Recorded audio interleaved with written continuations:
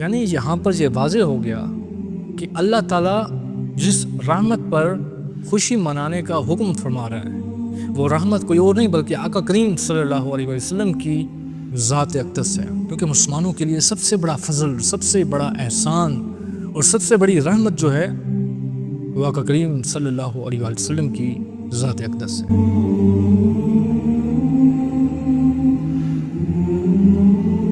ہم کس قدر خوش نصیب ہیں، کس قدر خوش قسمت ہیں کہ اللہ تعالیٰ نے ہمیں انسان پیدا فرمایا۔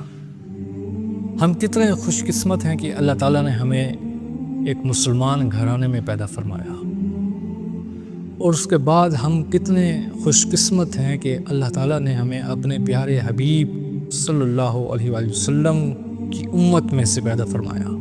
آج لوگ ہم سے پوچھتے ہیں کہ تم میلاد کیوں مناتے ہو؟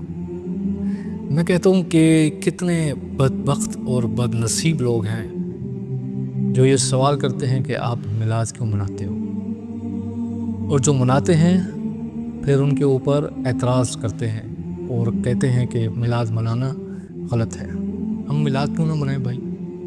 جب یہ سارا جہاں، جب یہ سب کچھ ہی آقا کریم صلی اللہ علیہ وسلم کی توفیل ہمیں نصیب ہوا ہے، یعنی ان کو اتنا احساس نہیں ہے کہ ہم کس ہستی کے متعلق لوگوں کو منع کر رہے ہیں، لوگوں پر اعتراض کر رہے ہیں۔ یعنی آقا کریم صلی اللہ علیہ وآلہ وسلم کی شان بیان کر۔ اب ذرا سوچیے کہ میلاد النبی کی جو محافل ہوتی ہیں اس میں ہوتا کیا ہے؟ اس میں کیا ہوتا ہے کہ آقا کریم صلی اللہ علیہ وآلہ وسلم کی سیرت طیبہ بیان کی جاتی ہے۔ آقا کریم صلی اللہ علیہ وآلہ وسلم کی شان اقدس میں نعت شریف پڑھی جاتی ہے، آقا کریم صلی اللہ علیہ وآلہ وسلم کی شان بیان کی جاتی ہے، یعنی کہ درود شریف کی محافل ہوتی ہیں، درود شریف پڑھا جاتا ہے۔ تو میں کہتا ہوں کہ وہ لوگ کتنے بدبخت ہیں جو ان تمام چیزوں کو روکتے ہیں، ان تمام چیزوں پر اعتراض کرتے ہیں۔ ان لوگوں کی قسمت کتنی خراب ہے۔ ہم جب میلاد منائیں تو ہمیں یہ بھی ساتھ شکر ادا کرنا چاہیے اللہ تعالیٰ کے کہ ہم میلاد منانے والوں میں سے ہیں، ہم یا رسول اللہ کا نعرہ لگانے والوں میں سے ہیں۔ اس چیز کا بھی شکر ادا کرنا چاہیے اللہ تعالیٰ سے۔ سب سے پہلے تو ہم یہ دیکھتے ہیں کہ کیا قرآن کریم میں اللہ تعالیٰ کا کوئی اس طرح سے حکم ہے کہ ہم میلاد منائیں؟ اللہ تعالیٰ قرآن کریم میں سورہ یونس میں ارشاد فرماتا ہے قُلْ بِفَضْلِ اللَّهِ وَبِرَحْمَتِهِ فَبِذَلِكَ فَلْيَفْرَحُوا هُوَ خَيْرٌ مِّمَّا يَجْمَعُونَ۔ یعنی اللہ تعالیٰ قرآن کریم میں ارشاد فرما رہا ہے تم فرماؤ کہ اللہ تعالیٰ کے فضل اور رحمت پر ہی خوشی منانی چاہیے، یہ اس سے بہتر ہے جو تم جمع کرتے ہو۔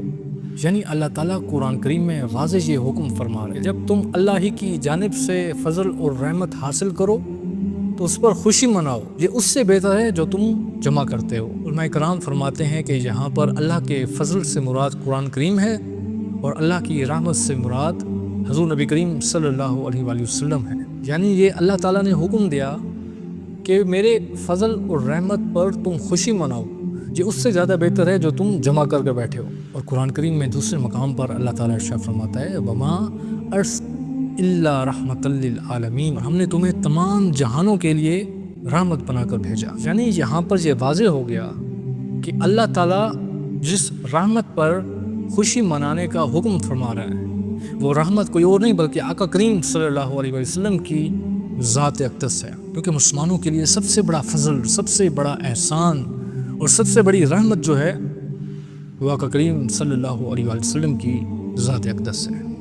آگے اللہ ارشاد فرماتا ہے هُوَ خَيْرٌ مِّمَّا يَجْمَعُونَ، یعنی یہ اس سے بہتر ہے جو تم جمع کر کے بیٹھے ہو۔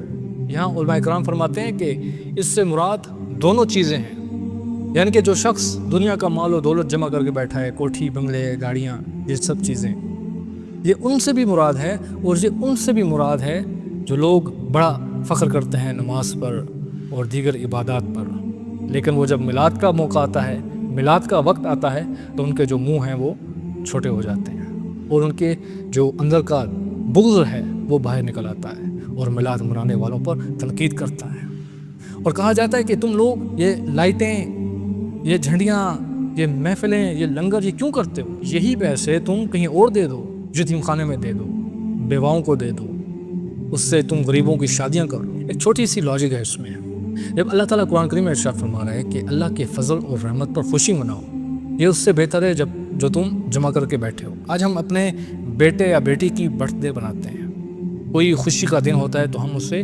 سیلیبریٹ کرتے ہیں۔ ہم کوشش کرتے ہیں کہ سب سے اچھے طریقے سے ہم اس کو سیلیبریٹ کریں، اپنے رشتہ داروں کو بلاتے ہیں، دوستوں کو بلاتے ہیں، کھانا کھلاتے ہیں، ٹھیک ہے، اس طرح سے ایسے کئی کام کرتا حقیقہ ہے یا دیگر اس طرح سے چیزیں ہم اس کو بڑا اچھے طریقے سے سیلیبریٹ کرتے ہیں۔ کیوں کرتے ہیں؟ ہم اپنے بچوں کی سالگرہ کیوں مناتے ہیں؟ اولاد کی محبت میں مناتے ہیں۔ لیکن یہاں جو قانون ہے ایک مومن کے لیے، حدیث مبارکہ ہے، بخاری شریف کی حدیث ہے، یا آقا کریم صلی اللہ علیہ وسلم کا فرمان ہے کہ بندہ اس وقت تک مومن نہیں ہوتا جب تک وہ مجھے اپنی جان، مال، اولاد سب سے زیادہ محبوب نہ رکھے، سب سے زیادہ مجھ سے محبت نہ کرے۔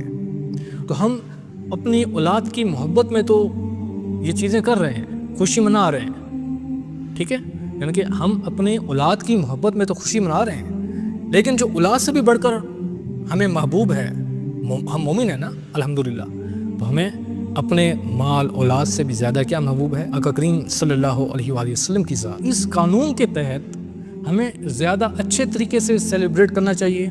تو اس حدیث کے تحت جو بخاری شریف میں ہے، اس کے تحت تو پھر ہمیں اپنی اولاد سے زیادہ آقا کریم صلی اللہ علیہ وآلہ وسلم کی ذات اقدس محبوب ہونی چاہیے، یعنی کہ تبھی ہم مومن بنتے ہیں کہ ہم آقا کریم صلی اللہ علیہ وآلہ وسلم کی ذات مبارکہ کو اپنی جان، مال، اولاد سے زیادہ محبوب رکھیں۔ تو اس اعتبار سے ہمیں میلاد النبی تو اس سے ڈبل منانا چاہیے۔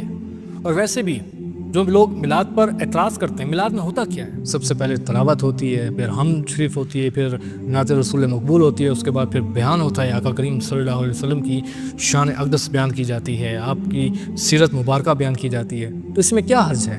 اس میں تو کوئی حرج نہیں ہے۔